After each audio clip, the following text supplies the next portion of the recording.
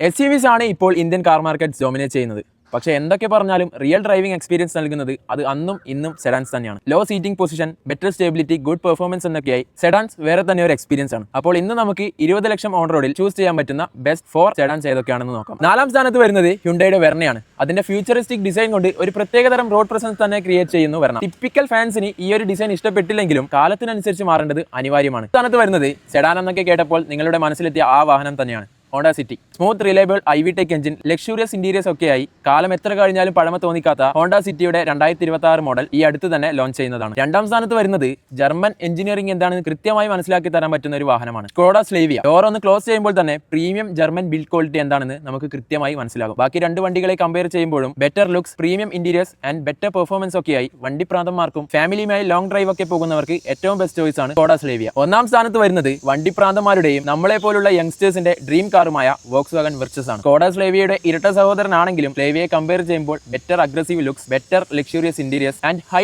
Tuned performance ഒക്കെയായി ഈ price റേഞ്ചിലെ ഏറ്റവും ബെസ്റ്റ് ചോയ്സ് ആണ് വോക്സ്വാഗൺ വെർച്ചസ്. ഈ പറഞ്ഞ വാഹനങ്ങളിൽ നിങ്ങൾക്ക് ഇഷ്ടപ്പെട്ട സെഡാൻ ഏതാണെന്നും അല്ലെങ്കിൽ നിങ്ങൾ ചൂസ് ചെയ്യാൻ താല്പര്യപ്പെടുന്ന സെഡാൻ ഏതാണെന്ന് കമന്റ് ചെയ്യും. ഇതുപോലുള്ള കൂടുതൽ ഓട്ടോമോട്ടീവ് കണ്ടന്റ്സിനായി ഫോളോ ആൻഡ് സബ്സ്ക്രൈബ്.